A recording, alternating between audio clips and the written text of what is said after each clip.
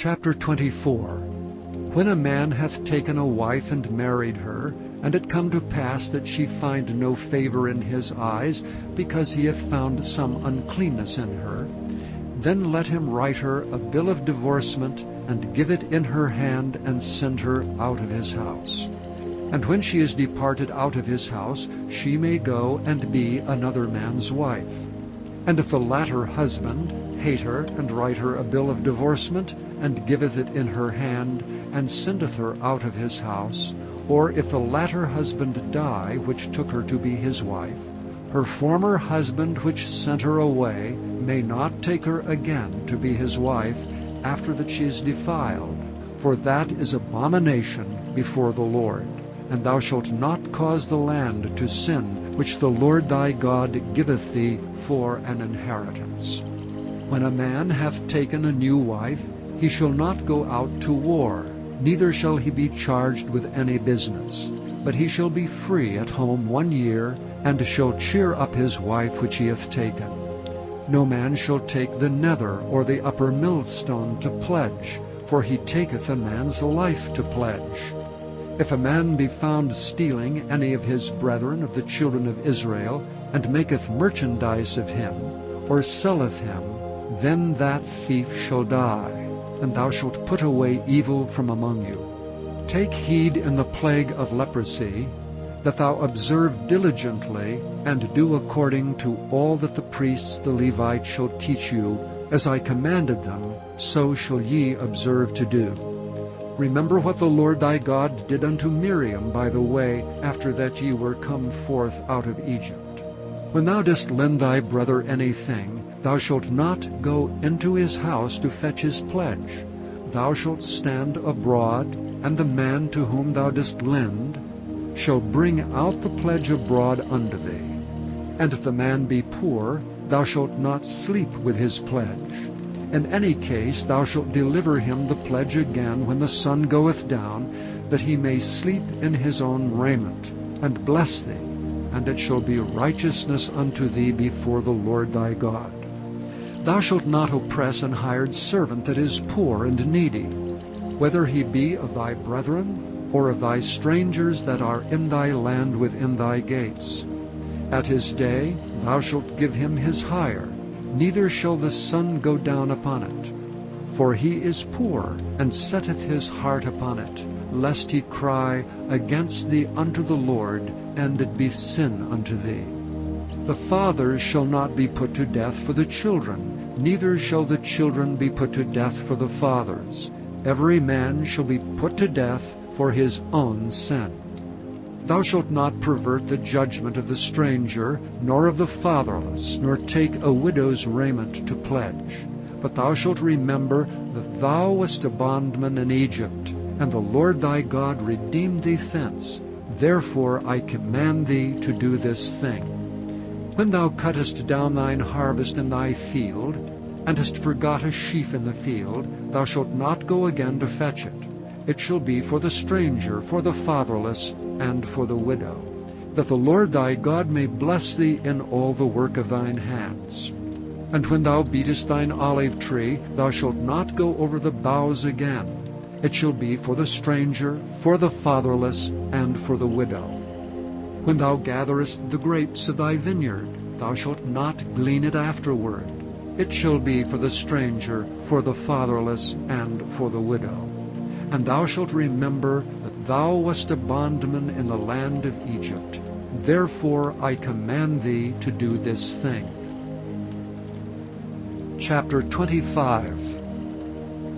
If there be a controversy between men, and they come unto judgment, that the judges may judge them, then they shall justify the righteous and condemn the wicked.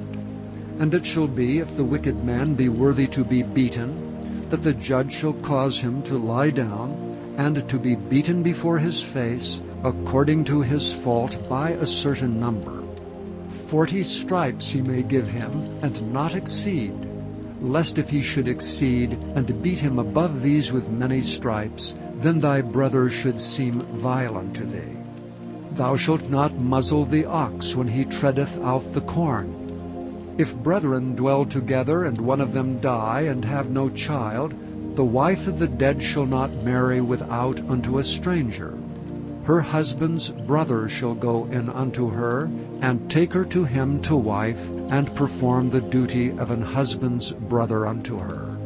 And it shall be that the firstborn which she beareth shall succeed in the name of his brother which is dead, that his name be not put out of Israel. And if the man like not to take his brother's wife, then let his brother's wife go up to the gate unto the elders, and say, My husband's brother refuseth to raise up unto his brother a name in Israel. He will not perform the duty of my husband's brother. Then the elders of his city shall call him, and speak unto him. And if he stand to it, and say, I like not to take her, then shall his brother's wife come unto him in the presence of the elders, and loose his shoe from off his foot, and spit in his face, and shall answer and say, So shall it be done unto the man that will not build up his brother's house. And his name shall be called in Israel, the house of him that hath his shoe loosed.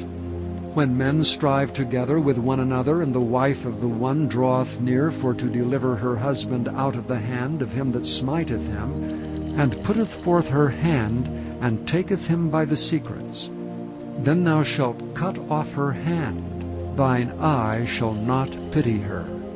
Thou shalt not have in thy bag divers weights, a great and a small. Thou shalt not have in thine house divers measures, a great and a small.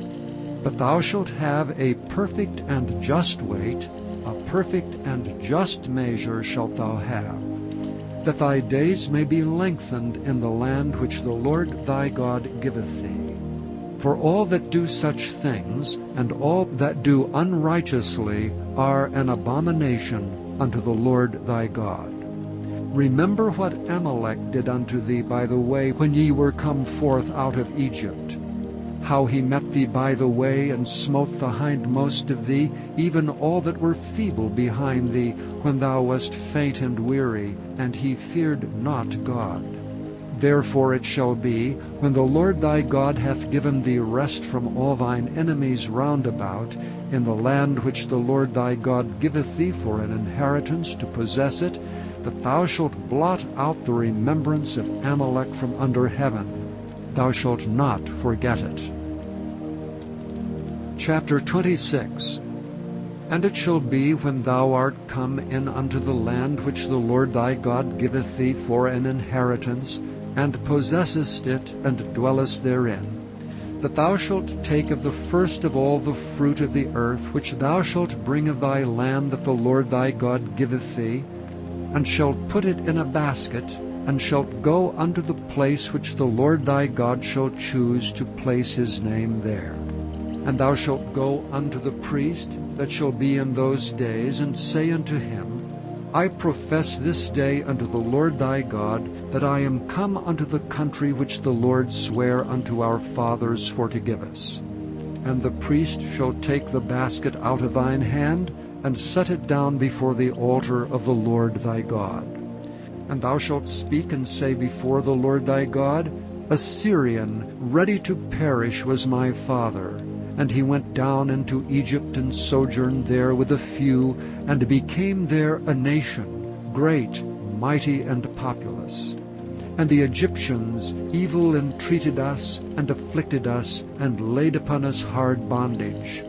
And when we cried unto the Lord God of our fathers, the Lord heard our voice, and looked on our affliction, and our labor, and our oppression. And the Lord brought us forth out of Egypt with a mighty hand, and with an outstretched arm, and with great terribleness, and with signs, and with wonders. And he hath brought us into this place, and hath given us this land, even a land that floweth with milk and honey. And now, behold, I have brought the firstfruits of the land, which thou, O Lord, hast given me. And thou shalt set it before the Lord thy God, and worship before the Lord thy God.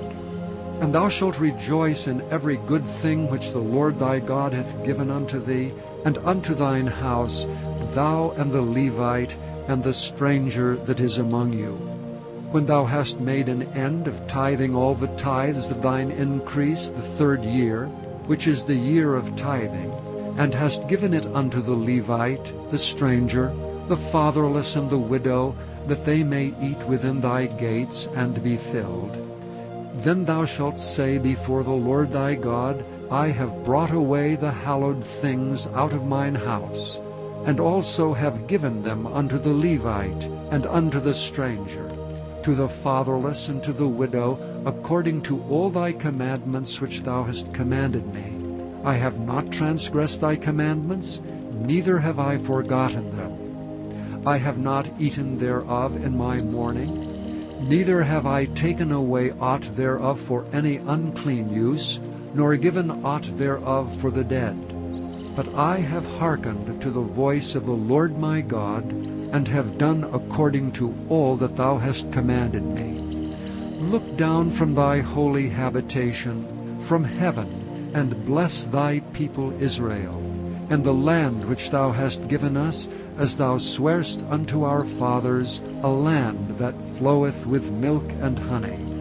This day the Lord thy God hath commanded thee to do these statutes and judgments. Thou shalt therefore keep and do them with all thine heart and with all thy soul. Thou hast avouched the Lord this day to be thy God, and to walk in his ways, and to keep his statutes and his commandments and his judgments, and to hearken unto his voice. And the Lord hath avouched thee this day to be his peculiar people, as he hath promised thee, and that thou shouldst keep all his commandments, and to make thee high above all nations which he hath made, in praise and in name and in honor, and that thou mayest be an holy people unto the Lord thy God, as he hath spoken.